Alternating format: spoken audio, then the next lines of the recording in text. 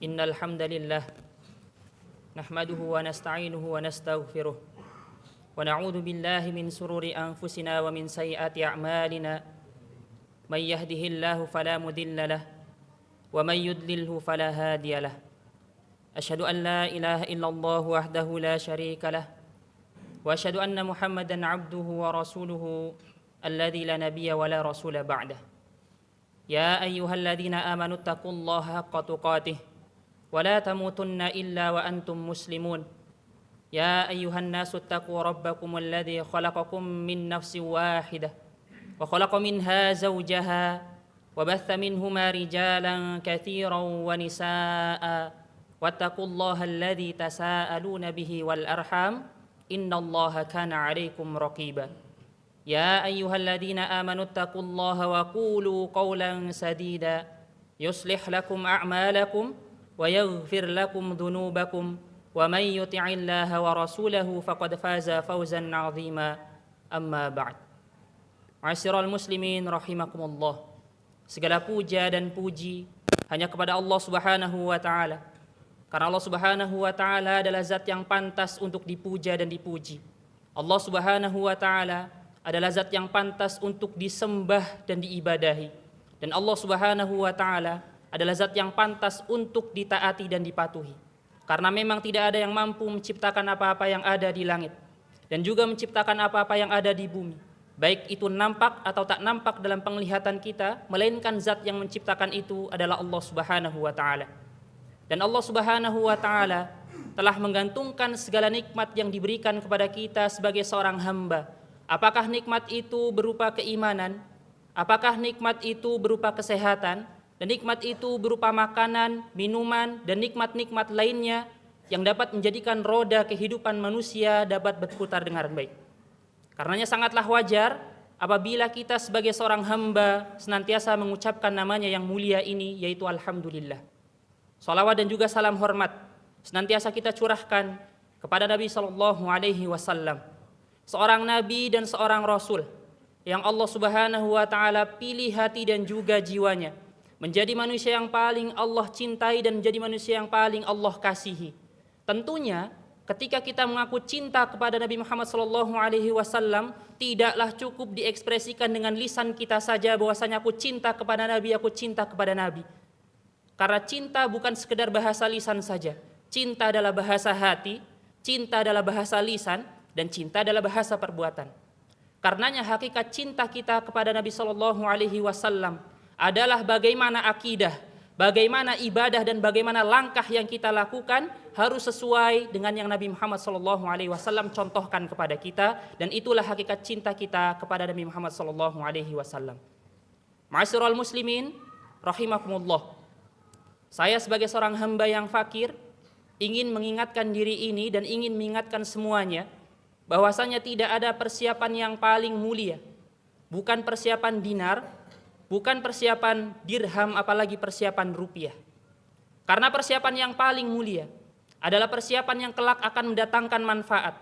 Ketika sudah tidak lagi bermanfaat harta yang kita miliki, ketika sudah tidak lagi bermanfaat anak-anak yang kita miliki, sebagaimana Allah Subhanahu wa taala firmankan dalam Quran surat Asy-Syu'ara ayat 88-89.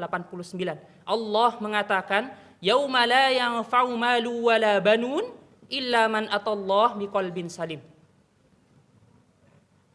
Akan datang suatu hari di mana pada hari tersebut tidak lagi bermanfaat harta yang kita miliki, di mana pada hari tersebut tidak lagi bermanfaat anak-anak yang kita miliki, illa man atallah, kecuali orang-orang yang datang kepada Allah biqalbin salim, dengan hati yang salim. Dan hati yang salim dijelaskan oleh para mufassir bahwasanya hati yang salim adalah hati yang terbebas dari belenggu kesyirikan dan kekufuran, dan hati yang salim adalah hati yang bersih dari noda-noda perkara yang Allah benci dan noda perkara yang Allah murkai.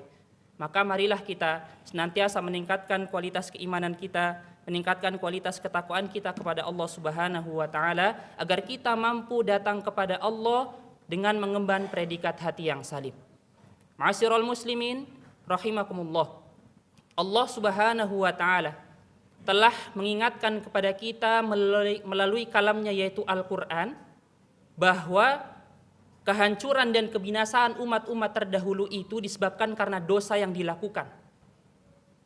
Apakah yang menjadi penyebab ayah dan ibu kita, Adam alaihissalam dan juga Hawa, Allah keluarkan dari surga, sebuah tempat yang di dalamnya penuh dengan kenikmatan dan juga kebahagiaan, menuju bumi, sebuah tempat yang di dalamnya penuh dengan penderitaan dan musibah. Penyebabnya adalah karena dosa. Apa pula yang menjadikan iblis yang saat itu menjadi makhluk yang paling taat kepada Allah Subhanahu wa taala kemudian diusir dari kerajaan langit oleh Allah Subhanahu wa taala sehingga mengubah status iblis saat itu menjadi makhluk terusir dan terlaknat. Lahirnya dijadikan seburuk-buruk lahir, batinnya lebih buruk daripada lahirnya. Penyebabnya adalah karena dosa.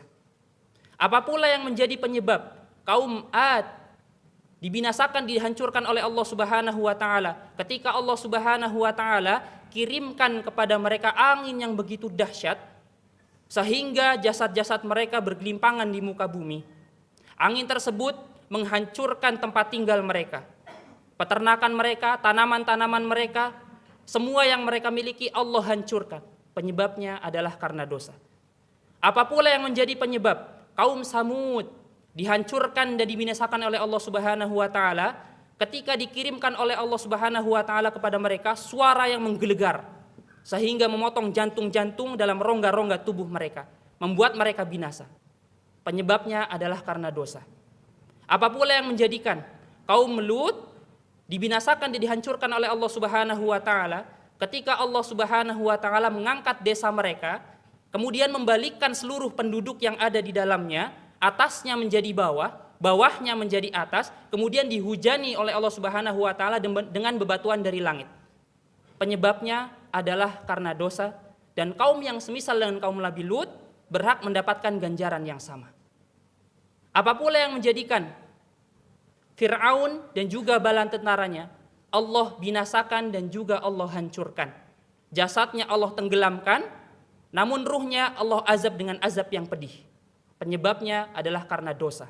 Apa pula yang menjadi penyebab ketika Qarun, hartanya, keluarganya kemudian Allah benamkan? Penyebabnya adalah karena dosa. Demikianlah kisah-kisah ini Allah Subhanahu wa taala cantumkan di dalam Al-Qur'an, menunjukkan kepada kita bahwasannya dosa yang dilakukan oleh manusia itu bisa membinasakan dan juga bisa menghancurkan. Allah Subhanahu wa taala juga mengingatkan kepada kita melalui firman-Nya dalam Quran surat Asy-Syu'ara, "Wa ma asabakum mim musibatin fabima kasabat aydikum." Segala macam musibah yang menimpamu itu dikarenakan karena perbuatan-perbuatanmu sendiri. Ada musibah yang menimpa seorang hamba, kesulitan kehidupan, kesempitan, apapun musibahnya itu sejatinya dikarenakan karena perbuatan dosa yang dilakukan oleh seorang hamba. Dan ini dikatakan oleh Ali bin Abi Thalib radhiyallahu anhu, bahwasannya Allah Subhanahu wa taala itu mengirimkan musibah ketika di situ ada dosa, dan Allah mengangkat musibah lagi ketika di dalamnya ada taubat. Musibah didatangkan ketika ada dosa, musibah diangkat ketika ada taubat. Seperti itulah Allah Subhanahu wa taala memberikan peringatan kepada kita bahwasanya dosa yang dilakukan oleh seorang hamba itu akan menimbulkan musibah bagi seorang hamba tersebut. Allah juga mengingatkan kepada kita melalui lisan Nabi-Nya sallallahu alaihi wasallam yang tercantum dalam Musnad Imam Ahmad. Nabi sallallahu alaihi wasallam bersabda, "Innar rajula la yukhramur rizqa bidzambi yusibuhu." Sesungguhnya seorang hamba itu terhalangi rizkinya, mengalami kesulitan-kesulitan dalam kehidupannya, kesempitan rezeki itu dikarenakan karena dosa yang dilakukan oleh seorang hamba tersebut. Dan ini sejalan dengan apa yang dikatakan oleh Imam Ibnu Qayyim ketika dia menjelaskan bahwasanya salah satu efek dan dampak daripada dosa yang dilakukan oleh seorang hamba akan mencabut berbagai macam kenikmatan dan juga rezeki. Karena sama-sama kita sadari bahwasanya dosa itu punya efek, dosa itu punya dampak. Dan Allah telah mengingatkan kita melalui berbagai macam peristiwa. Dosa yang dilakukan oleh seorang hamba bisa membinasakan dan menghancurkan. Dosa juga bisa menimbulkan musibah. Dosa juga bisa mempersempit rezeki seseorang. Dan kemudian sebentar lagi kita dihadapkan dengan satu momentum, di mana momentum itu berkumpul di dalamnya segala macam perkara-perkara dosa dan kemaksiatan kepada Allah Subhanahu wa taala. Yang mana momentum itu terjadi pada malam hari, di dalamnya terjadi kesyirikan, perzinahan, perjudian, khomer, kerusakan, kebisingan, kemubadiran terjadi di malam itu. Sebut saja malam itu adalah malam tahun baru. Dan kita tidak berbicara tentang hukum apa merayakan tahun baru pada malam itu. Namun yang kita singgung sedikit adalah bahwasanya cukup menjadi pengingat bagi kita bahwasanya pada malam itu tervalidasi oleh apa yang kita saksikan dan tervalidasi oleh platform berita yang sudah disajikan. Bahwasanya pada malam hari itu perzinahan meningkat berkali-kali lipat daripada malam-malam biasanya. Perjudian meningkat berkali-kali lipat daripada malam-malam biasanya. Penjualan khomer dan konsumsi khomer meningkat berkali-kali lipat daripada malam-malam biasanya. Kerusakan terjadi pada malam hari itu. Kebisingan terjadi pada malam hari itu. Kemubaziran terjadi pada malam hari itu. Yang sama-sama kita pahami bahwasannya dosa itu punya dampak dan pada malam hari itu berkumpul segala macam dosa. Maka yang menjadi pertanyaan dasar adalah apakah kita termasuk salah satu daripada orang yang ikut berpartisipasi dalam perayaan tersebut, yang mana perayaan tersebut terkumpul di dalamnya dosa, dan kita ingat bahwa dosa punya dampak. Karenanya semoga kita dan keluarga termasuk orang-orang yang mampu menahan diri untuk tidak mengikuti perayaan apapun pada malam hari itu, perayaan makruh apalagi yang haram. Dan semoga kita menjadikan malam-malam hari itu menjadi malam-malam yang biasa saja, sebagaimana malam biasanya, menjadikan malam itu untuk beristirahat bersama keluarga. Aqulu qauli hadza wa astaghfirullahu li wa lakum fastaghfiruhu innahu huwal ghafurur rahim.